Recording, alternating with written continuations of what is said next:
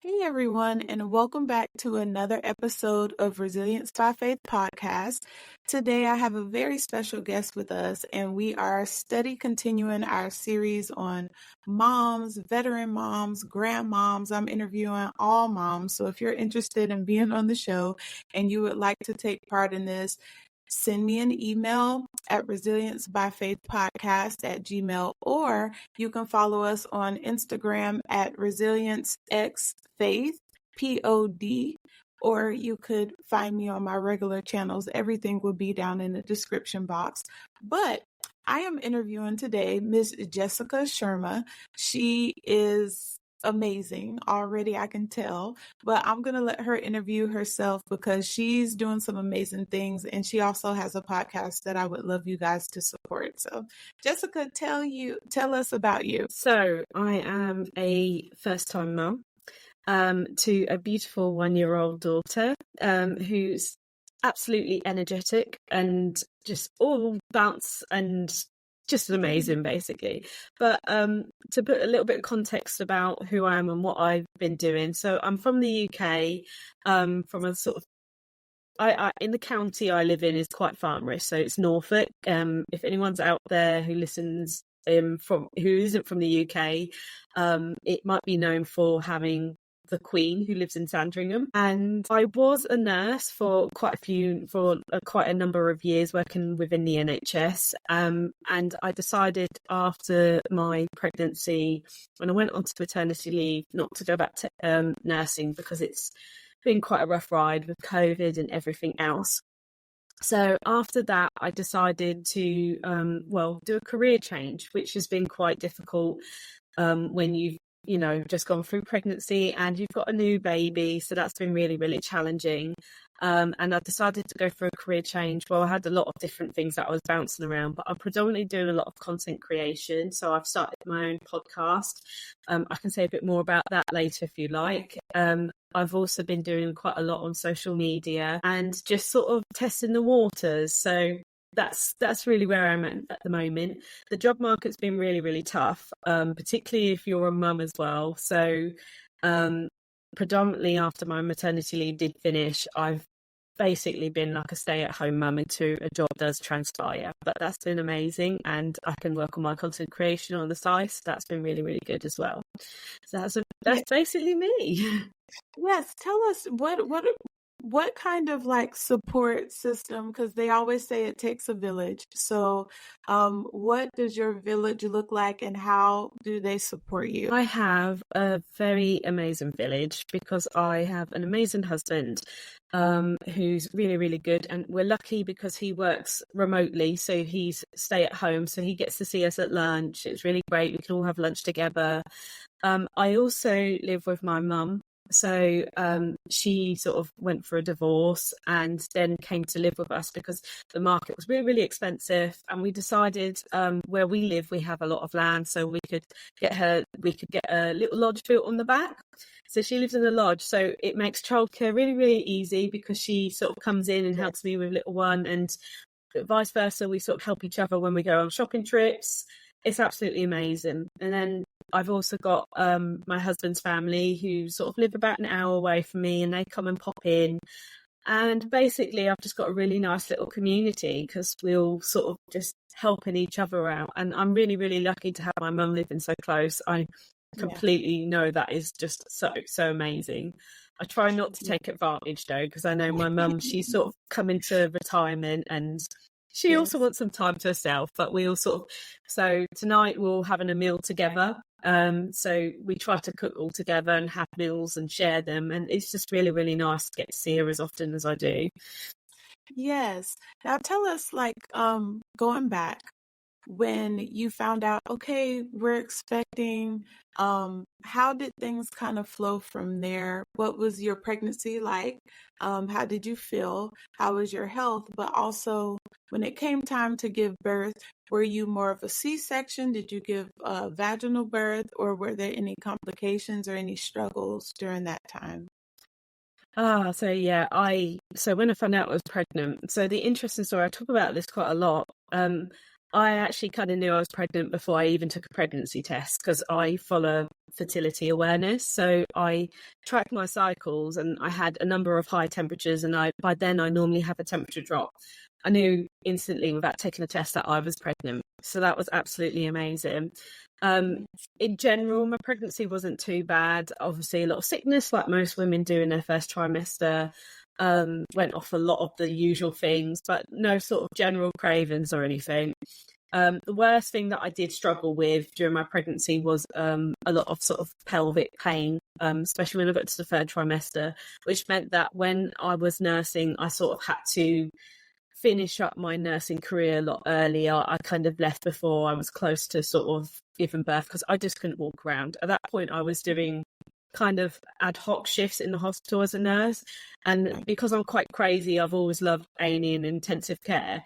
I was doing a lot of shifts in A&E, which is really like on your feet and running around. Yes. And I was getting asked quite a lot of scary things to do, considering I was pregnant, because as it is everywhere, nursing's always a short-staffed profession that's asking a lot of you. So then I sort of left 2 months before I gave birth.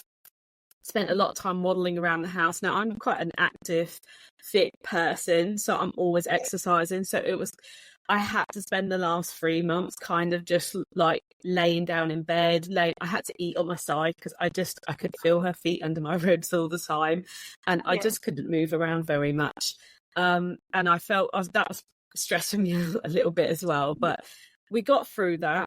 And then coming up to when I gave birth, I didn't give birth on my due date, but what happened was I was booked in to see my midwife, and she did some really nice sort of like massages. After you're 40 weeks pregnant, where I lived, I don't know if it's different from county to county and from country to country, but they can offer you a couple of sort of therapies that you can have to try and help, maybe start something. And I think I was 40 weeks and 2 days, and she did kind of like this aromatherapy massage thing, went into labour straight away. I was like, yeah, honestly, I'd felt a couple of twinges that morning, but I went to go see her, and she did sort of these pressure points and things like that. And then it just started getting more and more intense, and I was like, oh, right, these are contractions. So I don't know, she worked her magic. She was the most amazing midwife ever. And then what happened was I decided to give birth at home. And they said, well, it's hit and miss. If we've got enough people available, sort of an ambulance and enough midwives, you can do it, because I was very low risk. And I did it, which was really amazing. So I gave birth at home. It took about 24 hours. I had midwives come out in the night. They said, you're not sort of very much progressed, so we'll come back. And then the midwife who'd seen me and done the massage came back, and she was there throughout the whole sort of labour for the rest of the day. So it was in the afternoon that I ended up, she actually was born.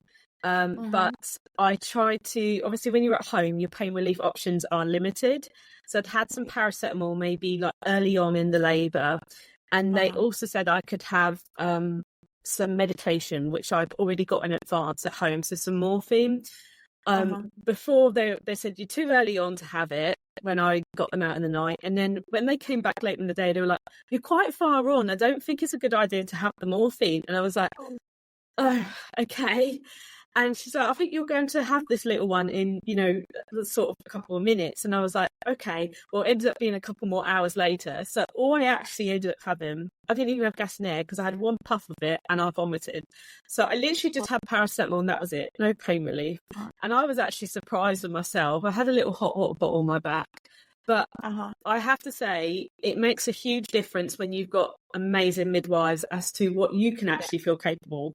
There was one point where I begged for everything, basically, but they were like, you're almost there, you're almost there. So they literally did everything at home. I got through the whole birth. They even had to, at one point, break my waters, because my waters were not breaking. They broke the waters, and then within an hour, my little girl was born. The saddest thing actually about the whole thing, it was lovely, it was an amazing experience, because it was literally right in my bedroom that I gave birth, was because she needed a little help breathing to begin with, and she was born with a little bit of meconium, I think it's called. The midwife said, look, I think we should just take her in hospital to be checked over. Well, we went into hospital. They took some bloods and they said, oh, her infection markers are a little bit raised, which then meant we had 5 days in hospital of antibiotics. Yeah. And Yes. then following that, we were also, at the end, they took swabs because it was routine. We found out we were MRSA positive as well, which then meant we had to have treatment at home, and it delayed my little girl's tongue tie being done, and it made breastfeeding really, really difficult. But we did get there eventually with breastfeeding, but it was 3 months of pain. But so it was quite a bit of a journey. It was so lovely. And then at the end, it got a bit rocky. So Yes, because we never know, but we never know. But oh my goodness, you did all the whole birth without any pain. Um, It Goodness, was it's so many painful, but just no pain relief. yes, no pain meds. Yes, let me rephrase that. No pain meds. Yeah. No epidural. Yeah. So you are a Nothing. trooper, No. number one. You are a true I trooper. For sure. Don't get me wrong. I went in saying, there was a point, and I think they call it transitional, or I'm not quite sure, but there was Yeah, a point where I was literally like begging them to take me to hospital and give me every single yeah, thing that I could. But I right. truly don't think I could have got through it with that minimal amount of pain relief if my midwives hadn't been the most amazing midwives I've ever had, or, well, I've not had midwives before, but really amazing Uh-huh, midwives. And also uh-huh. I had an amazing support network. My husband was there, he was amazing. My mother was also there on the day, and she was absolutely great. So I couldn't have done it without all of them together. It was just a Yes, shame the experience afterwards when I went into hospital became a little bit patchy after that. But, right. it happened and we got over it. It happened. Yes, and what a blessing. I mean, we have 3 generations, 2 generations watching another generation come into the world. That is so beautiful. Um, I Yeah. definitely say, what made you want to take the midwife route? Like, do you know someone who had a midwife or recommended it, or were you just doing some research? What made you ultimately decide to go that route? I think I just so generally we are under, I think I don't know the full ins and outs of being in the UK and with the NHS system. I think generally you're under a midwife anyway, unless you're high risk and you're being referred to a consultant. Uh-huh. With respect to the home birth, I chose that because well, I think the midwife spoke to me in depth about it. Like I said, she was really, really great, really, really knowledgeable, this lady. Honestly, I can't thank her enough. And she Yeah. said, actually, you might feel better being at home because in hospital, there's a lot more noise, there's a lot more Yeah. going on. And obviously, being a nurse, I've been in hospital, I've been an Uh-huh. in-hospital nurse. I think that would have just made me more anxious because I know everything that's going on in the hospital. Whereas at home, your adrenaline levels are a bit lower, you're calmer, you're in your own setting. I love my Right. home. I especially love, this is going to sound weird, I love being in my bedroom because I'm the most comfortable there. I lay on my bed, I love reading books. I feel most comfortable on there. Uh-huh. And so I think that's what made the birth so special because I was in a setting that I felt more comfortable. Whereas if I've been in a hospital, sometimes there's been periods in my career where it's been quite stressful. Being in the hospital would have just reminded me of that. And a lot of Mhm. people are coming in and out, whereas this wasn't like that. It was a nice, beautiful, sunny day. I could hear the outside birds. They could open the sliding doors, give me a bit of fresh air, and it just made it so Yeah. much calmer. Okay. Did she have like the pool? The I pool, didn't go right? for the pool because I wasn't sure. Only because they had said to me, Yes. there may not be availability for you to have a home birth. So I was like, what if I pay for pay all that money out for a pool because we have to pay for it? I don't think that's something you get with a home birth for free in the UK. And then I can't have that home birth. So I could be a Right. bit of a Scrooge, I'm not going to lie. I did get in Yes. the bath at about 2 a.m. in the morning. Uh, And then sort of I just stayed in there for a little while, but then it got a little bit cold because there's no heaters in near my middle bathroom, basically where the bath right. is.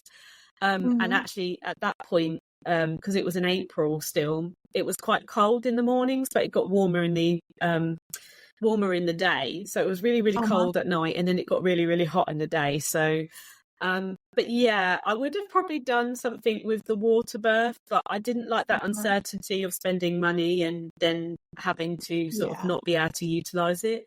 I also have Mm-hmm. dogs, and like, I was thinking, where do I put this pool? There's a lot of dog hair everywhere. The bedroom was Yes. like the cleanest place.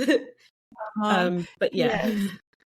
Okay, so that's so much eye-opening. Not Yeah. there's so much, but that's really eye-opening for me because over here in the United States, of course, you get to choose like an OBGYN. You go to the OBGYN, you can choose to come in the hospital and deliver, but now like I'm seeing it more and more often on Instagram, TikTok, and other places. People, they go, maybe their midwife does it, but they go and they buy a blow-up pool and they just fill it with water in the house, and then you get in it in your living room. And one girl in particular that I follow on Instagram, you guys, other people who are listening in the audience, you probably know about Kiara, the leader. She's in Atlanta, and her husband, they're like personal trainers. So they help people lose weight, basically shape up their body, tone up, and different things, and at home. And she also had a midwife, but she had to like go out and look for her, search, or maybe it was recommended. But I think the same one that delivered her second one delivered her third one. And when you said you're automatically put under a midwife in the UK, that just made me think, oh yeah, the healthcare system is different than what it is over here. So it's like, I'm like, okay, I'm trying to wrap my head around I that you're don't get already me wrong. assigned to one. Yes, I you're already think assigned to one. Yes. I think I think it is either. I'm not sure if you can actually request it under consulting. I could be wrong, Uh-huh. but I think unless you actually request it, or you're high risk, or you've got some mitigating factors, you're probably Right. just going to go down a midwife-led route. So we have sort of little Uh-huh. pathways. So they say, okay, because you're low risk, well, that's what I gain. I could be wrong. Right. Maybe there's going to be another Uh-huh. lady who will correct me, because I'm a nurse.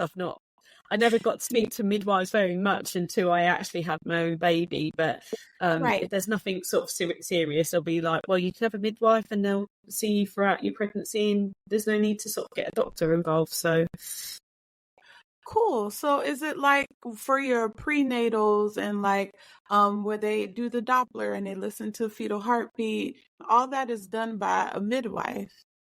yeah, all of that was done by a midwife, except scans were done by a sonographer. So someone Or who's, not? yeah, obviously. But everything else was done midwife. I never saw a doctor once throughout the whole pregnancy because I was so low risk, Uh-huh. I didn't have problems. But obviously, if you've got problems like maybe you got, I guess Right. if you've got a cotton disorder or the diabetic, Mm-hmm. I don't know the full ins and outs. You might probably see a doctor more often, if that makes sense. So, Okay. yeah. Yeah, that makes sense. Okay. Well, that opened my eyes a lot. Now I want to go read up on all the things Again, on if your I'm site sorry, as well. if I'm Yes. wrong, then I do apologise because I'm not delved into the system. It's only from what I've heard when I had my initial consultation. So, Right, yeah, right. I only saw a midwife throughout the whole thing, and I was happy with that. If I felt like there was anything I was really concerned about, by the way, Uh-huh. my midwife was really, really good. I had complete trust in Yes. her, and that was really important. She'd been a clinical educator as far as I'm aware. She's been a clinical educator in hospital, which made it even sort of better for me because I did a year as a clinical nurse educator. Uh-huh. So we sort of, I just felt an instant sort of, satisfaction with her work, So she was great. Oh, yes. Now, like throughout or after the birth, did you have any like emotional irregularity and depression or any anxiety? The anxiety just starts because now you're like, oh, I'm a mom now, so the role changes. Did you have any struggles with your mental health?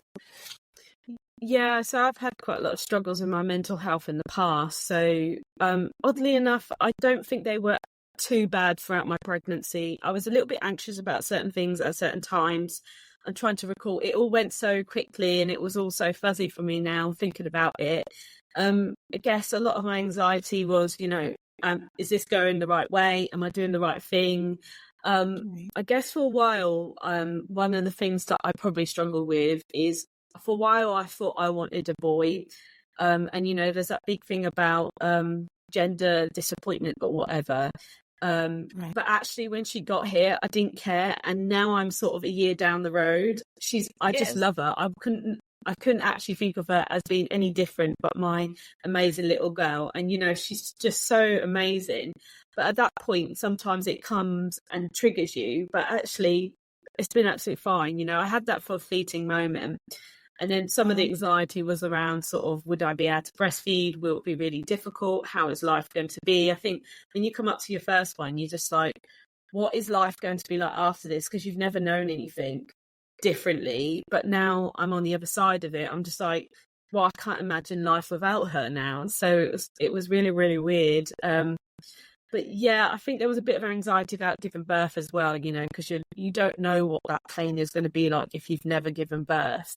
And even I Right. think like now I've kind of forgotten what that pain's like. But yeah, Uh-huh. it literally like extraordinarily the worst period cramps ever, and Yes. I'm pretty sure I had a lot of back labour as well, because it seemed to be coming from the back quite a lot. But yeah, Right. it went swimmingly, thankfully. Yes, thankfully. After she got here, because I know you said she had the tongue surgery or she had a tongue tie. Yeah. And then we went on to breastfeeding and we got over that hump. And now that she's one, looking back on that, would you say like that whole situation and things like the decision to do breastfeeding versus formula and different things? Because like that's a big thing in and of itself, a big tobacco. They're like, well, it's better to breastfeed than to give formula. And then some people feel vice versa. How did that situation go with the surgery, for the tongue tie? And then what were some challenges you met during breastfeeding? And did you ever get discouraged? Like I know a lot of people talk about, I'm not producing enough milk, or they use different supplements or teas to help their milk production, and they have a lactation specialist and different things. Did you have that, or was it pretty much you were okay with your production? I could do a whole episode on this, because it was really, Yes. it was quite emotional. I was very determined to be breastfeeding, very, very determined. Initially, I had to combi feed, so we were very reliant on formula at the beginning. So when I was in hospital, which is where I had I had an amazing birth, and then I had a patchy experience in hospital. And Right. partly was because of the feeding dilemma, because I was in hospital and they said, oh, you want to try and feed? And I had a couple of staff who were like just putting her on and off the breast a lot, and it was really, really painful. And I also, unfortunately, we do suffer from having quite a shortage in the NHS, not just of nurses, but midwives and across it. There wasn't always enough staff to give us that support that we required in the early stages for breastfeeding, and some Right. of them weren't always. I had the most amazing midwife at birth, and then some of them, it's like all staff when you go into anywhere, it depends on how they are. I was trying to Right. say like slow down, this and that. There was evidently something wrong, and that was before they actually noticed that she had tongue tie. And then on day 3 I had some of the amazing support workers. So I would say there's amazing registered staff, but some of the support workers were absolutely amazing as well. So I want to do credit to them. They came and said, look, she's got tongue tie, and we'll refer her to there's a practitioner who was then we've got a lot of nurses starting to do more advanced things like the tongue tie release in the UK, and they referred her to her. Unfortunately, because we did find out that we had MRSA, which is now sort of resolved, we had to wash ourselves and all this stuff. She couldn't actually go for her tongue tie release until she was MRSA negative, because obviously you don't want that in a wound. Problem with that was we had a lot of miscommunication from GPs, hospitals, and all of that when it was when we were trying to get our swabs clear. No one seemed to want to take ownership of getting us infection free, if that makes sense. I don't know if you call it infection. Obviously, I'm not a microbiologist expert. Eventually, we finally managed to get our swabs. The community midwives were really, really helpful, who were also the ones who supported me through my birth.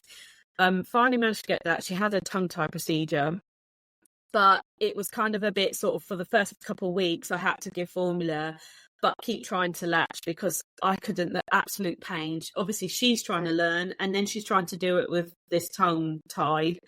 So we had that done, and then it was still quite painful. And what happened was I got quite a few bouts of mastitis, Well, I got mastitis once, which I needed antibiotics for. I've had quite Right. a few clogged ducts before, and they were really, really painful. The one time I got mastitis, I literally was like clutching my breast. I went in the shower. I had quite a bit of ibuprofen, which they said was fine, for me to have as breastfeeding mum. And still I was having to give formula. So I was getting really stressed about it. I was like, I really want to breastfeed, blah, blah, blah. And I was getting upset. I was getting emotional. Thankfully, my mum came in and she was really supportive. My husband was really supportive, but for a couple of months. And I'd have to say, if you can make it through those first 3 months, you might have a really good chance of being able to breastfeed on the longer term. Not everyone, obviously. Right. But my sister had already had a baby and she had said, look, if you can get through the first 3 months. And she was right. By the time I got to the 3 month mark, we were sort of doing half and half of breastfeeding and formula. And I was slowly whittling down the formula. But in the meantime, after I got those clogged ducts and mastitis, which I ended up having antibiotics for, I got breast thrush, so I had to put cream on my nipples, per se. That seemed to clear up. And then we got to the 4 months and things all just seemed to click. So it all just she seemed to get better at it. Her tongue tie had resolved. She seemed to understand what she needed to do.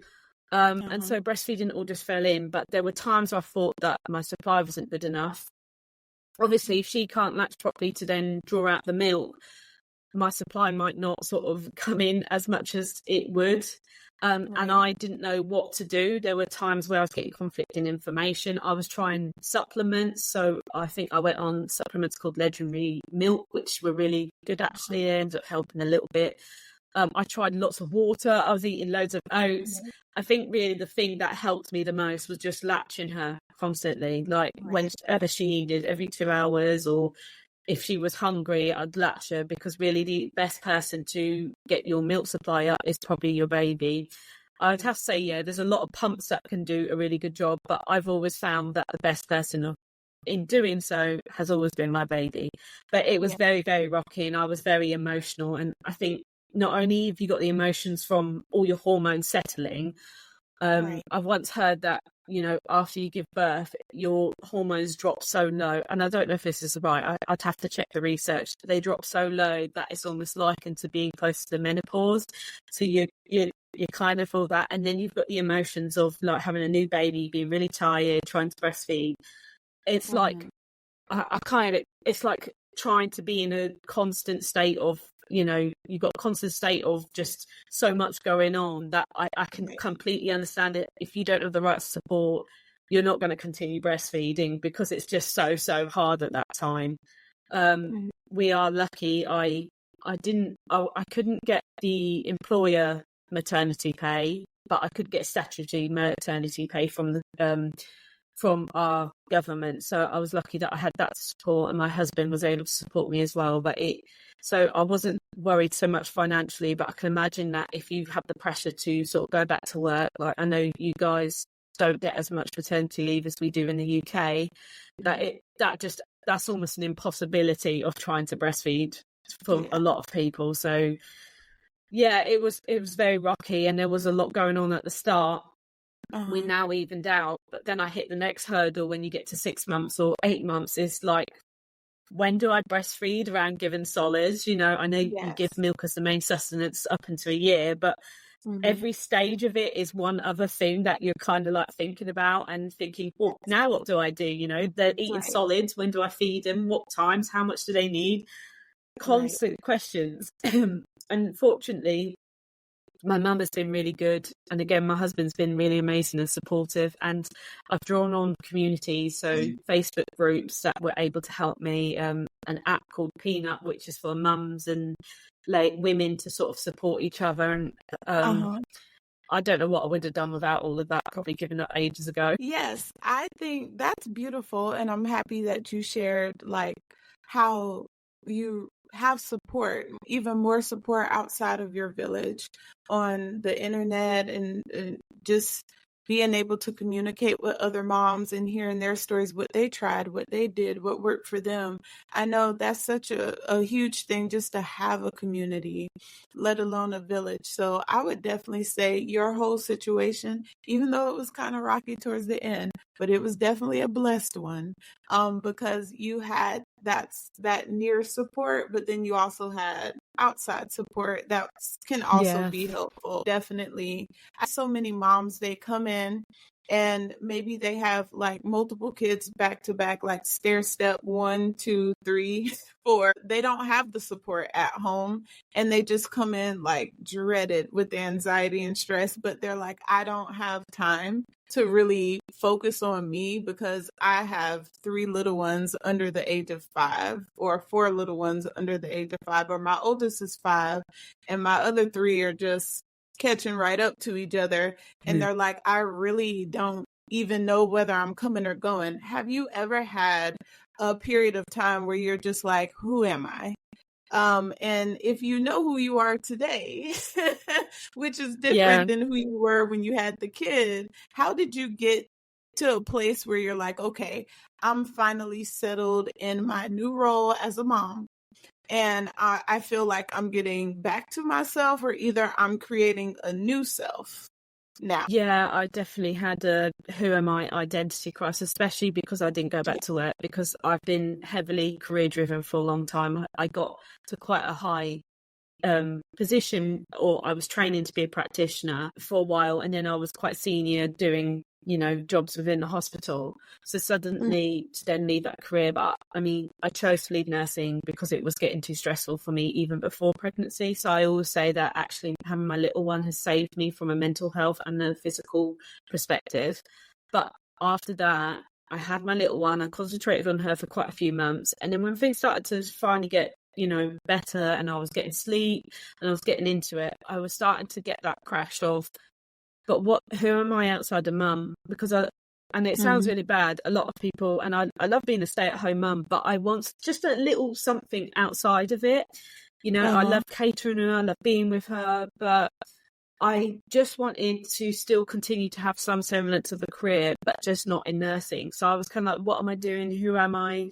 Right. And I probably see my husband on meetings and be like, oh, I used to do meetings and this and that, and I think it's really good, whatever mothers choose, whether they want to just be solely be the mother, be a stay at home. And I know that I'm privileged to be able to be in the position where I'm allowed to be a stay at home mum. So if I wanted to, and if I didn't want to go back to work at all, my husband would have been happy to say, you can be a stay at home mum, you don't have to. But I choose to want to just do something a little bit extra, even if it isn't sort of directly going back to work. But for a while, because I couldn't get any work, or I was trying to look for jobs, and the job market has been that bad, especially because I'm a career changer, I basically don't really have a huge amount of qualifications in what I was trying to go into. It's oversaturated. I was just getting rejections left, right and centre, and also going to interviews and people saying, well, you either do 40 hours or nothing. We need someone with 40 hours. I was like, but I'm not ready to leave my child for 40 hours. I didn't want to go in and just, do all those hours. I just wanted a part-time job, but having part-time jobs is really difficult to get. Just getting a normal job is difficult. And people are like, well, we need you to commute all the way over here and spend all this time. I'm like, as much as I wanted some work for myself and to re-identify myself in my career, I also didn't want to leave my child in childcare for like 5 days a week for like 10 hours a day. So, which sounds a bit like, oh, well, I want my cake and I want to eat it. But actually, I think it's fair for women to want to have a balance between, which is why I have something called work-life balance. My podcast, because I think it's fair for women to want to have a balance between it, because if you have 2 working adults in a household who are both working full time, it's just like, when do you get time to tidy or clean or do this and that? It's just too much in a day all the time. It is. It is. So I lost my identity when it came to sort of my career, but then also I've always struggled with my body and my body image, and because I put on obviously weight from the pregnancy, and I was a little bit heavier than I normally am, because when I was nursing I was eating sort of not the best food. That sounds really bad, they had a Burger King in hospital, which I Yes, was like, yes. it's burgers. Some I didn't eat from yeah, there, but I would have liked to see like a healthy sandwich shop or something. Anyway, I was eating quite badly because I didn't have time for exercise, etc. So I put on right, quite a lot of weight, and I felt in myself that I wasn't. And then obviously you get new things like stretch marks, and your belly's a little right, bit flabby, maybe. So over the past year, to re-identify myself, I've just been working on trying to eat healthily, trying to exercise, and making sure I balance. And I've worked really, really hard to try and sort of get myself back to how I was in shape. I've always loved being quite strong and fit, so I've worked on that. But so yeah, I've slowly got my identity back, and it's been good. I think it's a positive thing, but I love my little one, and I'd love to have a bit of both, if that makes sense. yes. And I think it's very important. I don't think a lot of people think about what it takes to be in healthcare. And I know I talk about this here and there on this podcast. I try not to make it about health at all because that's what I do Monday through Friday. But a lot of people listening, or if you've been listening from the beginning, I'm a PA, I do psychiatry, I do substance abuse. And it's kind of like the amount of hours the employers want you to work. It's almost like I feel like we're in slavery again.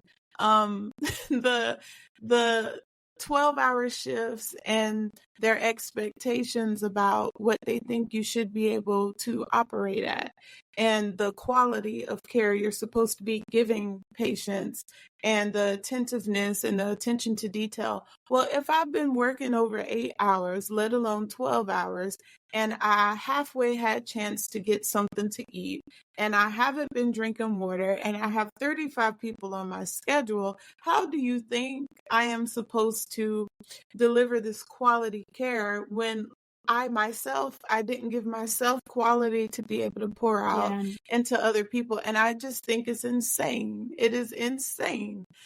So I will take you up on your offer, what we talked about before, because I honestly think that first you starting a podcast about it and creating awareness about it, but also talking about it even now, because some people don't have the luxury of being a stay-at-home mom. Some people do have to go back to work, or they have to do the whole thing by themselves, and they don't have that support. And some people are just like, how are we going to survive this?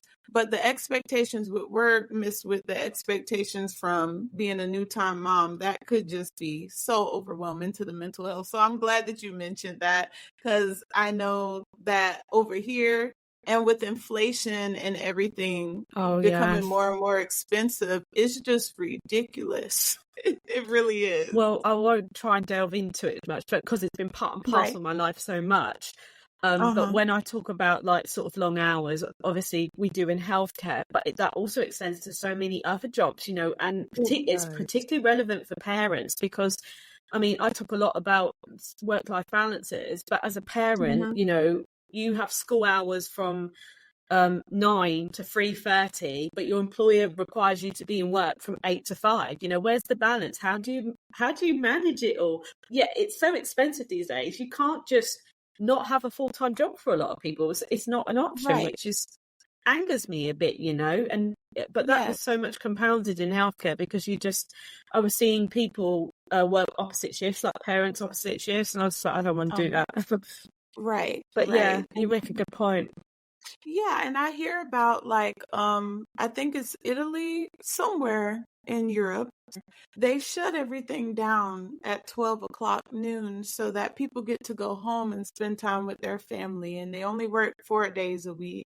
And they really try to put an emphasis on mental health, but also spending time with your family. Because if you're at work all the time, when are you going to see your partner? When are you going to see your kid? Yeah.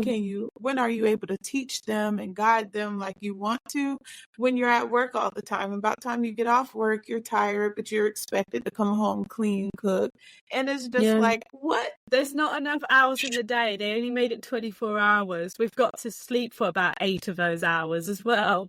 It's Right. it's a lot to undertake. So I was lucky that I get that option. But when I speak to a lot of other mothers or I hear of stories, it upsets me that this isn't the case that we have. I mean, I suppose in the UK we've got a lot better rights and things than maybe you Yeah. guys have, but at the same time it is becoming harder and harder to be able to maintain those rights. They're sort of slowly disappearing as, because the job market's so bad, most Right. employers have the pick of you either take it or you don't have a job, which is, Right. so there were so many times you get to the point when I'm giving my CVs out, I struggle because I'm like, I'm trying to think, I don't really want to reveal, I've got a big gap because of maternity leave.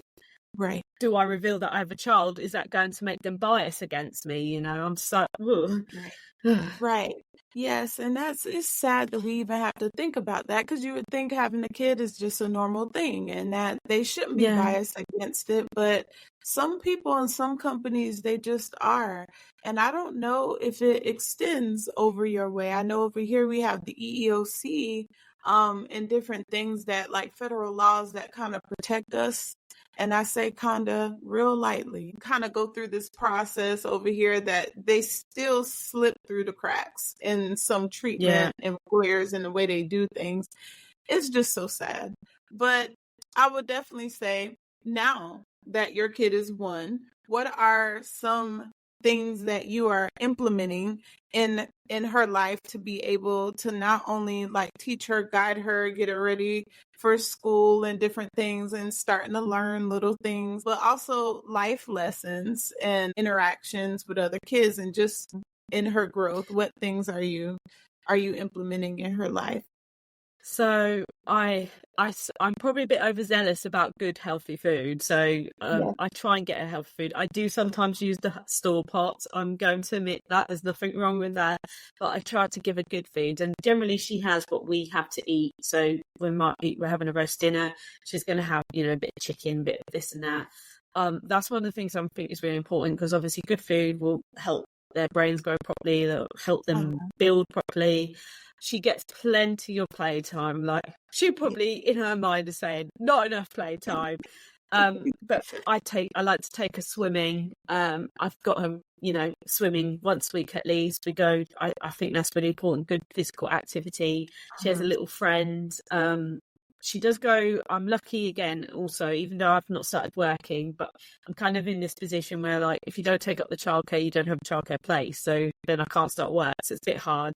I do have a spot where she goes for a couple of hours to a childminder. I clean and do a bit of my content creation. So she sees a lot of other children there. And then I go on sort of play dates with dates. Well, I don't know if you call it dates, or we see another little kid and we go to soft plays. The other thing I try to do is read to her quite regularly, because I think that's really important. Although she sees me on my phone, so she gets quite attracted to that, but I try and keep her away from that, because I think that's probably not healthy. So we try to do reading, and then just sort of general health things, like making sure her teeth gets brushed regularly. But otherwise, I sort of do a mix of doing a lot of playing with her, but I also, now that she's one, try and let her do a bit of independent play, because she needs sort of, not all the time, but I want her to realise that I can't always sort of be sat at her side playing with her. So she's got really good, actually, with just sort of playing, with some teddies or some toys in a little sort of playpen that she has, and I'm just doing the dishes, and when I've done that I'll come over and I'm like, okay, let's play, let's go out for a walk with the dogs. So we enjoy that. So fresh air, reading some books, mixture of independent and also play with you and other children, good food, and I think you'll be fine. As for sort of discipline, I'm not a smacker, don't worry. There was a controversial thing on the news a while ago about smacking, but she does have quite a few tantrums, and I think she's now starting to learn, the difference between, she can't always have everything that she wants. Slowly, I know she's still very young, so she's still learning a lot. She's at the younger age of one, just gone into one. So I'm kind of like a bit firm. I just say firmly, no, you can't do that. And even if she doesn't understand at the time, she knows that if I keep bringing that in, that she starts knowing it, because she does sort of look. And then I sort of she was throwing a tantrum the other day, and she was like, "No, I'm not going in this chair." Blah, blah, blah, blah. I sort of like, okay, you're probably not hungry yet because you can't communicate to me right now. So that must be Right. really frustrating. It's like me sort of not being able to speak properly or, you know, really get my words out. I said, okay, I'm going to put you in a playpen. I'll let you just sort of play a little bit, and I'll let her sort of just think about things. And then I brought her back, and then she ate. So Okay. it's kind of like just being firm but calm. And I think the hardest thing Yeah. about sort of trying to deal with tantrums at this age when they're not able to express themselves is also being calm, because you're getting frustrated and thinking, oh my God, what's wrong with them? What's wrong with them? Why are they crying? Why are they doing this and this? And you're thinking, why won't you Right. just listen to me? Why won't you eat your food? But they can't communicate. So I'm just like, as Right. challenging as it can be, I'll put her sort of somewhere where she's safe, and then I might sort of sit for 5 minutes, just rethink the situation through, Right. because I don't think there's any need for like, well, certainly not at one, but at any Right. ages, I don't think there's any need for sort of any smacking or anything. I think it's just about, you know, being firm and calm, and so the more you fight with them, the Yeah. more they want to fight with you, basically. Yes. It's like when I try to Yes. get the ball out of my dog's mouth, they just keep pulling backwards. So like if you just let go or loosen the grip, Yes. they'll sort of let go eventually. Let go. Yep. But yeah, I just, you know, firm and calm with tantrums, and then lots of love after that as well. You know, Yeah. when she is sort of, you know, not throwing tantrums, or she's upset because maybe you can kind of tell when she's upset for something that she wants and is throwing a tantrum, as averse to she needs comfort. I give her lots of hugs, because I love Yeah. hugging my little girls. That's the best thing about having children, is hugs and lots of cuddles. Yes. So Lots of yeah. cuddles. Yes.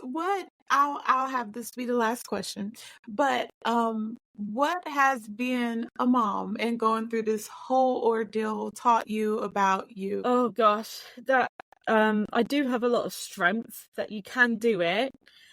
I suppose Yes. in general, I know you asked me about me. In general, I think you respect time so much more, because there is no time to do anything. Like the amount of time I wasted before I had children is just like, I'm in awe of that. Like, how did I just not use that time to do something and get on with it?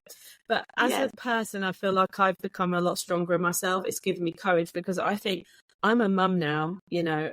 If I don't look after my mental health and get the right treatment, or my physical health, there is a Right. small person or a person who's relying on me now.